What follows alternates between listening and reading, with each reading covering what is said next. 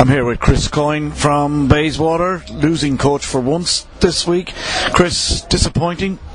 Yeah, listen, I'm disappointed. Obviously, I congratulate Sereno. I think they worked really hard for each other. We knew it was going to be a tough test today, just purely because they're so dogmatic and just so up for it for their teammates. And I think that we were poor first half, and then after that it was just one-way traffic. And if we've got one from a set piece, I think if we'd made better decisions, we might have got over them. But credit to Sereno. I hope they enjoy the final and wish them all the best on their pursuit of the FFA Cup. Yeah, possession in the second half was, and even through extra time, was just really a one-way traffic, but just that final pass, the final breakthrough. Yeah, that's it. I thought our decision making at times was poor today, and I just don't think we had that hunger. I think we looked really flat, and I think we thought because we beat them 5 we could just turn up and get on with it. And like I said to them before the game, there was non-negotiables, and one of them was compete. And if you don't compete with a side like Sereno, you won't get anything out of the game. So deeply disappointed. We'll pick up the pieces. It means that we've got to push even harder now to win the league. But it's their day. They scored after 50 seconds and they held on for the next 60-70 minutes after having a good start to the game. So there's not really a lot I can say. We controlled probably 90%, 80% of possession at least, and didn't do the right thing. So it's one of them. It must have been disappointed to have got caught cold right at the very beginning of the game, just can't explain it. No, listen, you give players instructions first 5-10 minutes, turn them around, squeeze them high, don't do this, don't do that, and then we just, not one direction I gave them before the game. That's the most disappointing thing we followed. So we don't do it for our own good, we don't do it for any other reason than to help them along their way. And if we'd done that, if we'd got it down, if we'd turned it around behind their back four and squeezed them up the pitch, they would have been 85-90 yards further away from our goal than they were. So credit to them, decent finish, but once again, follow instructions. I don't just say it for the sake of saying it. I've seen it, I've been a part of football, I understand football, and I know how big games, and especially playing an English team, I've played X amount of games in the English league. I know what it's all about. So it is what it is. We'll dry our eyes, we'll make sure that Sereno enjoy the night, and we just pick ourselves up Tuesday and we go again.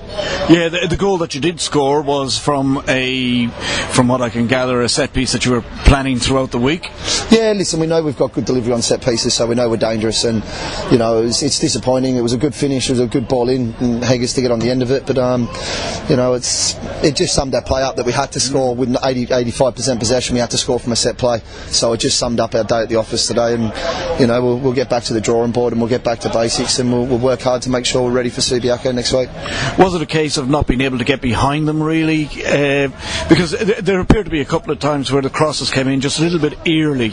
Well, that's only from a Joe Soap like myself. No, listen, the reason we didn't get behind them is because we didn't make good decisions in areas, and we worked on it all Thursday, how we were going to set up, how we were going to move the ball, how we were going to move them about, and you can only show them they've got to make decisions on the pitch. And not saying all the decisions were poor, just a few of them when players should have gone out wide earlier, or they shouldn't have forced balls in from deep areas. They've got 3 centre halves that are good in the air, so it is one of them things. But when they're squeezing a high line in the second half and we're still trying to play feet, turn them around, slide things down the side of them, and we didn't do it. But it is what it is.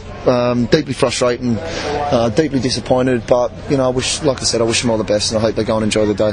So was it now this week back to the drawing board as regards just the league? There is no other. Yeah, it is what it is. We weren't fit enough in the night series, and then we didn't acquit ourselves well enough today. We were poor.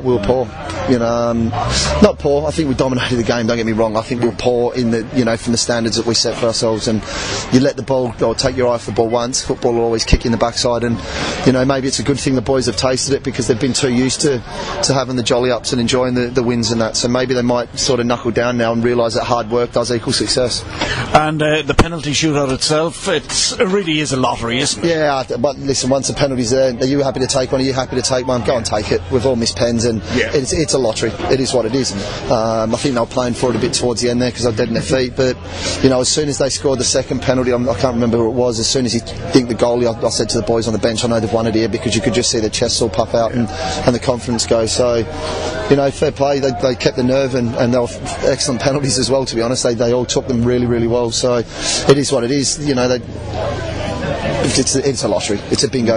Anyone can win, anyone can lose. So I don't really put too much on it. Yes, it's a result. It's a way of getting a result, but I don't really put too much on it in the grand scheme of things.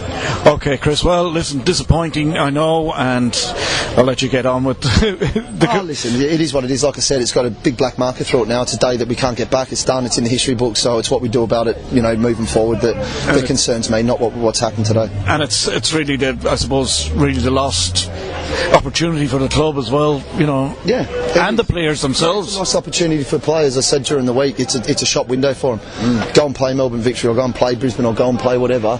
Put yourself in the window. So they should be kicking themselves as well, because they've let themselves down to an extent today. But they're strong characters. They're good boys, and they'll pick themselves up, have a whinge, and get on with it on Tuesday. No doubt they will. Yeah, absolutely. Okay, Chris. Listen, thanks a million for talking to us immediately after this game. Yeah, my pleasure, mate. Thanks for the time. Cheers.